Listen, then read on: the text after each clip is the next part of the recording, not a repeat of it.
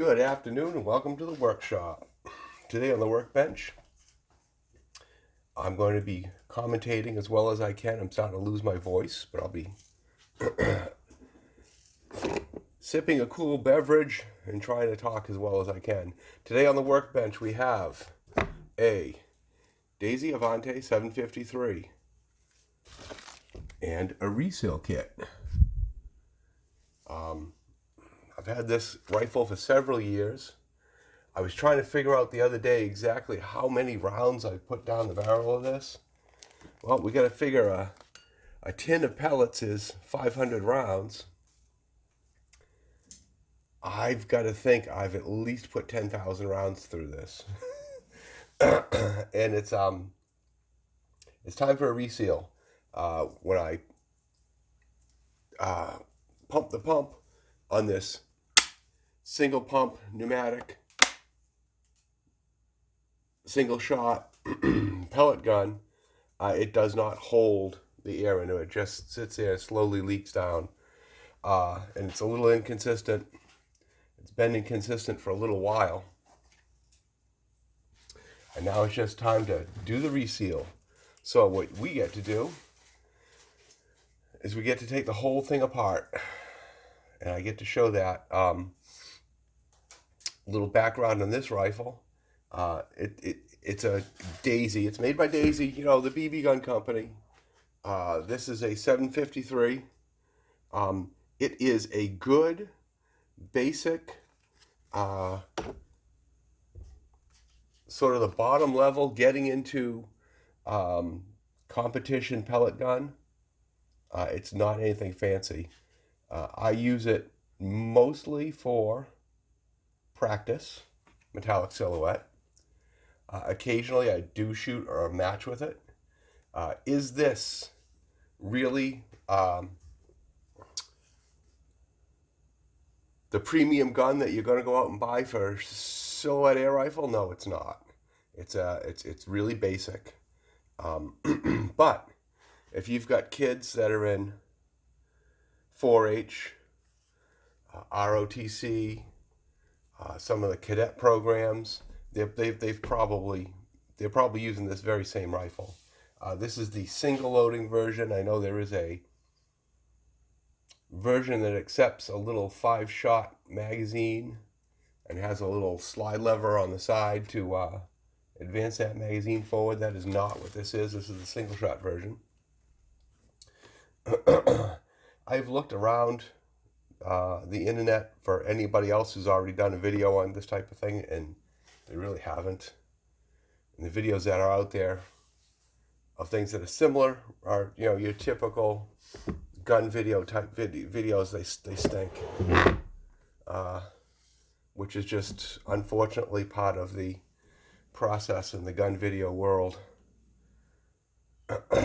So let's get to it now, real quick.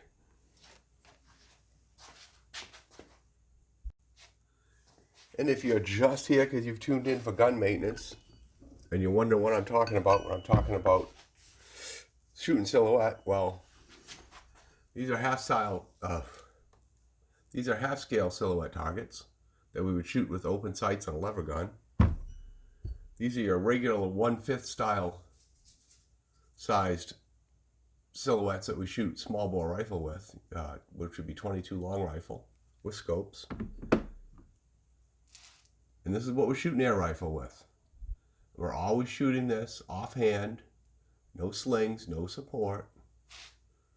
We shoot this little target here, which is a little smaller than my thumbnail, at 20 yards.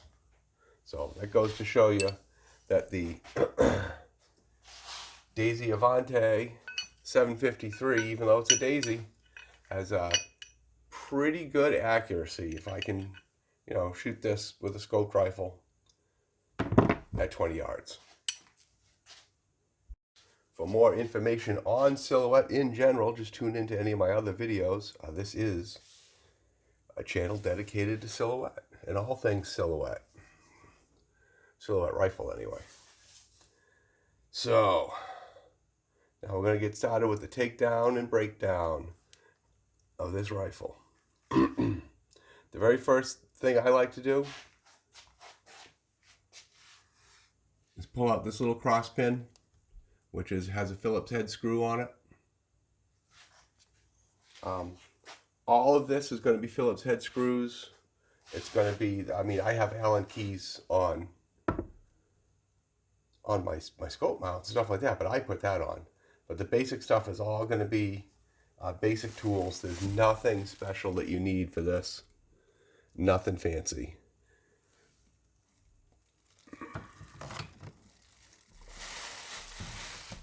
That's going to be nothing more than backing this one out. I'm being careful, trying to be careful, because I do have the scope mounted on there. The scope will stay mounted on there, it'll stay mounted on the receiver cover. It will never come unmounted from that receiver cover, just to keep me from messing anything up that I don't have to mess up. Sometimes I can just push that out. Sometimes I need a little assistance with the tools here.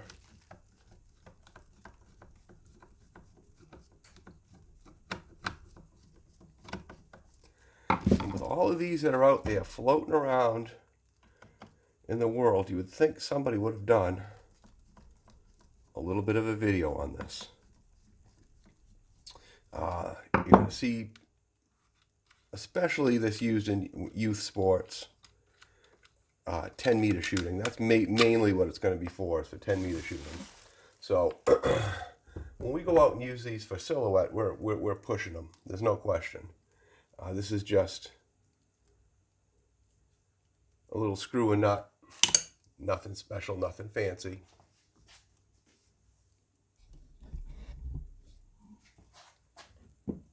Put my glasses on so I can see what I'm doing. That's when you know I'm getting serious, when I put the glasses on. Now remember, this is not a gunsmithing video. This is a gun repair video. If you're involved in silhouette shooting, you're going to find yourself learning an awful lot of gun repair. You're going to have to do that.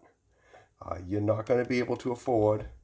I'm going right down in here and pulling out this little screw that's behind the trigger guard.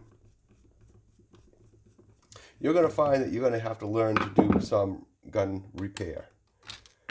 This is not a gunsmithing video.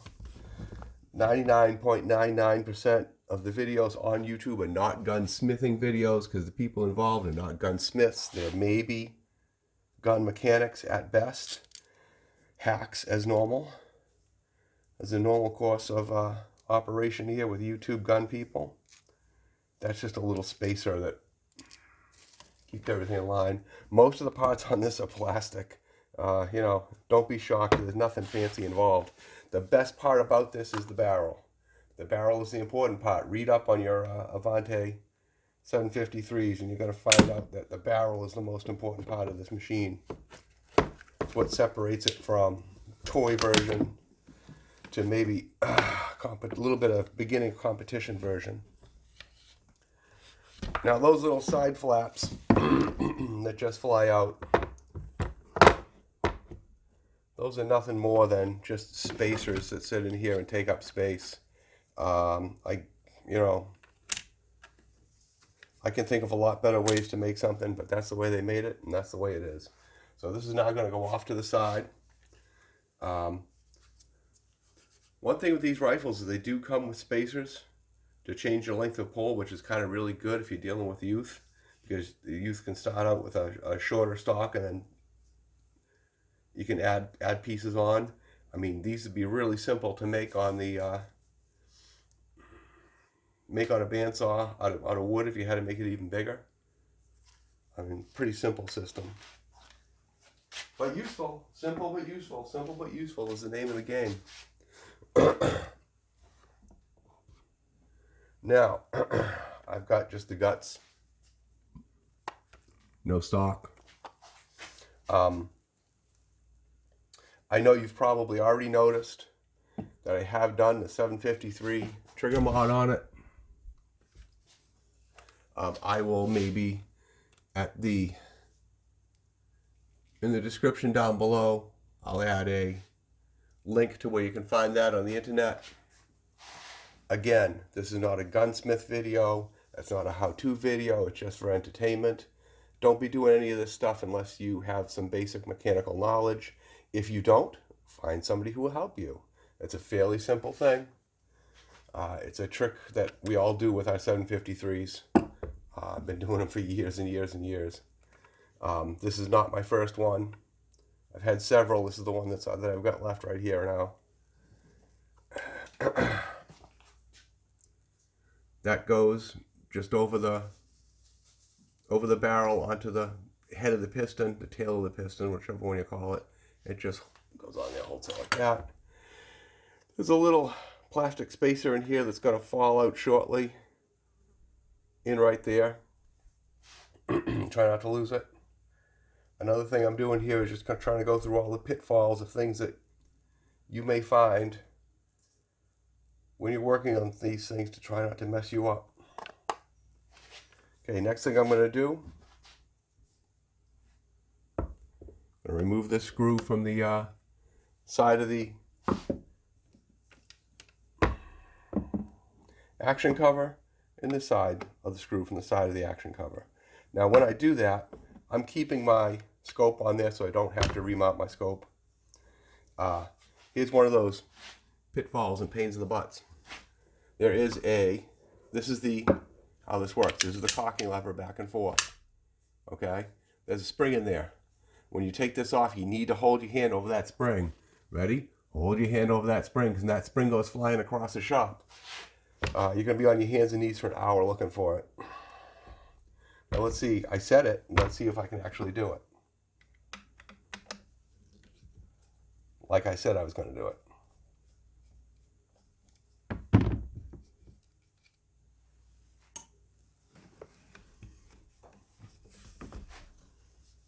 Sometimes that spring will stay in there and it won't cause any problem. 9 times out of 10 it goes flying.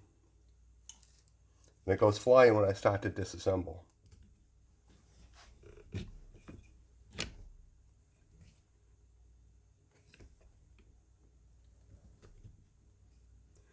There you go. And that is not the magic of television. That is uncut. I was able to hold it in there with my hand. Now it still might go flying. This is the spring I'm talking about right here. Let's see if we can see that. Doing the best I can, Captain. That little spring there goes flying. And all that does is just knock that back in place. Now over here we can take that out. I got my thumb on the spring. Spring's still in there. Okay.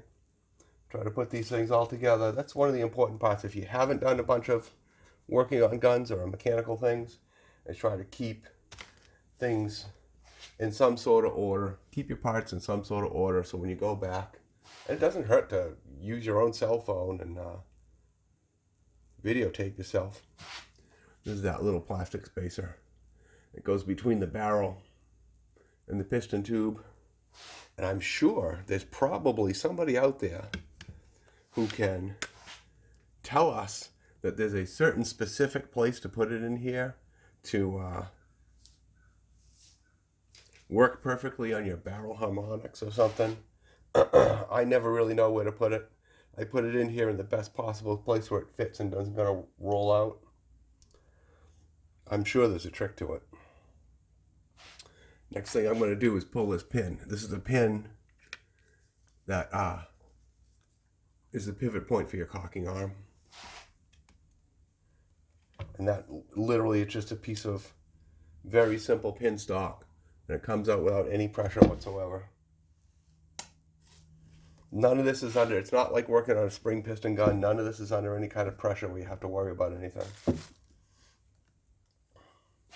So now, this is loose. And you can actually pull this right out. But what I'm going to do is I'm going to do that in a minute. I'm not going to do that yet.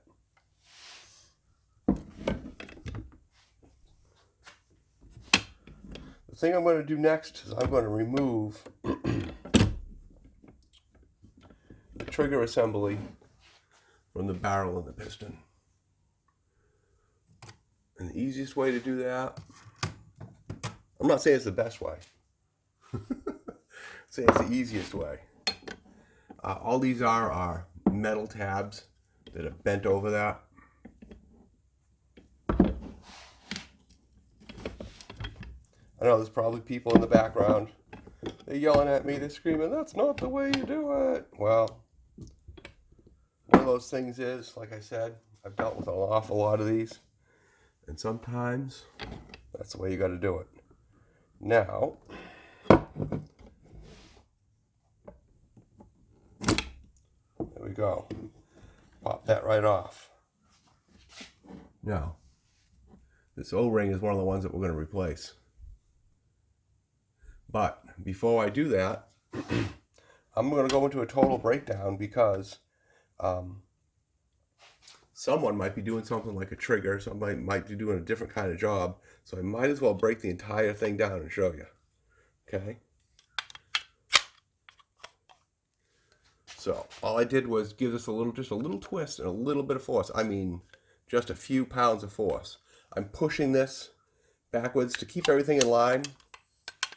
I'm using my thumb here to push. So I try to keep everything in line. This would be especially if I was not doing a reseal job, because I would want to keep the seals perfect if I had to take this out for cleaning.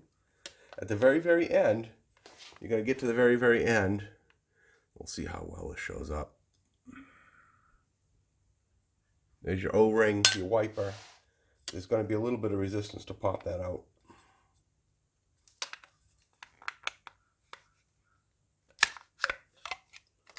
Or more than I think. So what I'm doing to remove everything is I've got my thumb on this little tab here. I'm pushing this way to pull the thing out. This is your piston tube. It's very light aluminum. I can tell you by experience, do not drop it. Look, I should not be holding it like that. I should be holding it like this. If you drop it, it's really easy, even on a wooden bench, to get a good ding going in here. And then, oh man, your life is a mess after that.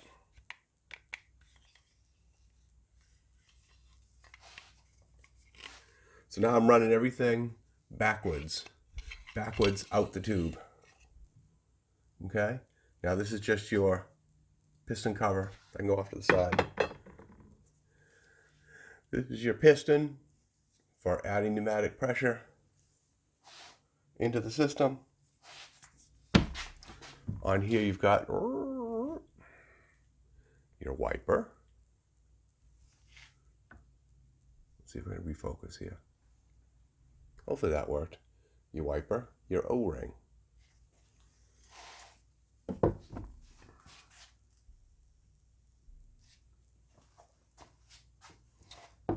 Now you can actually break that down too. I'm not taking this part off. I don't need to. That can all stay attached for what we're doing. I'm going to have things like paper towels and wipes. Now I know you're probably saying that's the cleanest tube anybody's ever seen lately when you just take it apart. I took this apart when I determined that I needed to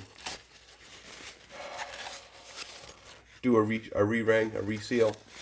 So I did clean this out already. It's still dirty. And in reality, I need to get that cleaner before I try to do the reseal. That's going to be a job for rubbing alcohol. We want to get the inside of that tube as clean as possible before we put the new O-rings in it. Because there's going to be grit. I mean, there's going to be grit, there's going to be dirt, there's going to be residual oil from everything you do with your air rifle. It's just part of life. It's usually a whole lot dirtier than what you see there. Yeah, I know I'm being pretty heavy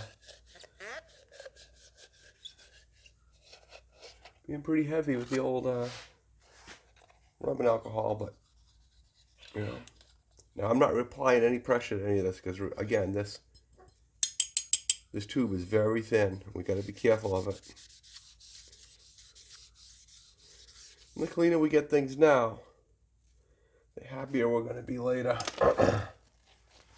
And hopefully the longer it's going to be before we have to bother resealing this again. You know, maybe I'll get 10,001 rounds the next time. And I know you're asking yourself, why are you firing so many rounds? Well, the thing is, I use this as sort of an analog to my regular silhouette rifles. And that way, I can practice at home, although, you know, here's the real story. You're going to say, oh, wait a minute, you can practice at home anytime you want. Yes. I live on a farm.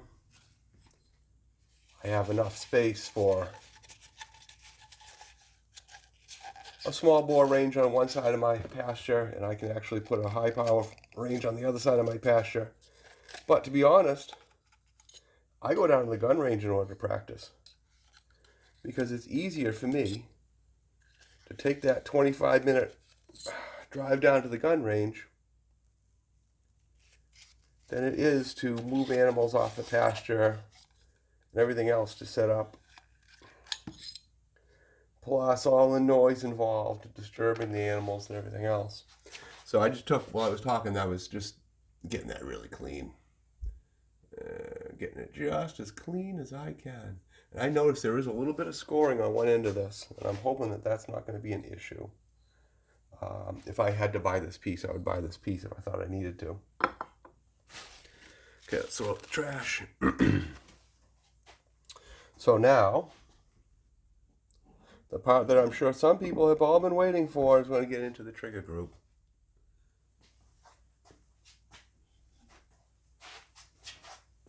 So, let's focus down on here. Because I know some people may have tuned in just because they want to do the trigger.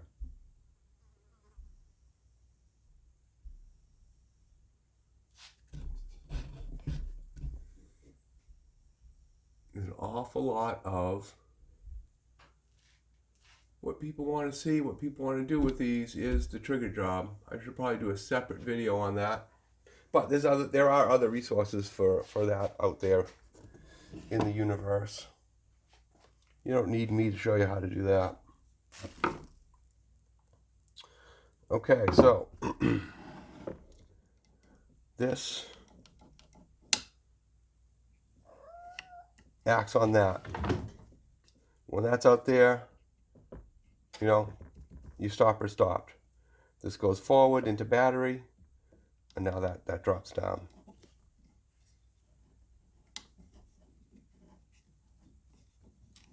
It's also dropped down, so there you go. Okay, so that just slides out. It's nothing but a piece of plastic. I'm going to clean it while we're here. It's not really gritty, but it is oily. All right. The last thing I want right here is a cat on the table. Give me a cat. Cat.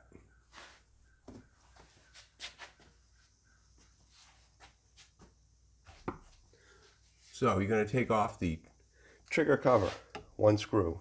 Now again, this is another one where you want to have your hand over things so we're not sending springs flying in every direction.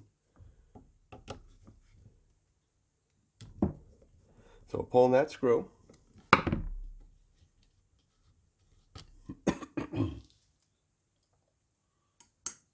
Try to keep my screws in order.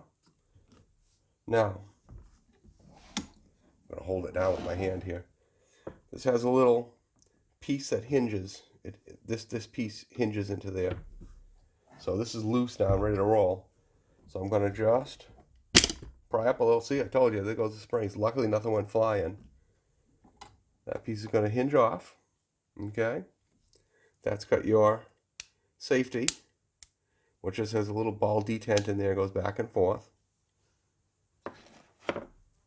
Flies. It is a farm. Okay.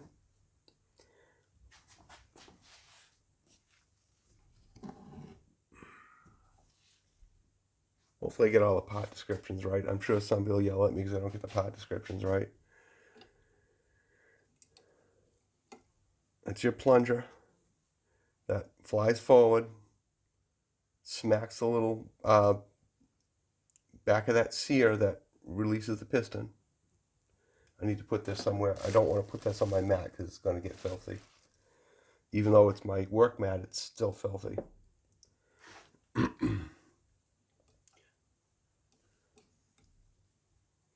Let's put these pieces in here. Okay. I'm going to pause right now. I'm going to take a nice close-up picture.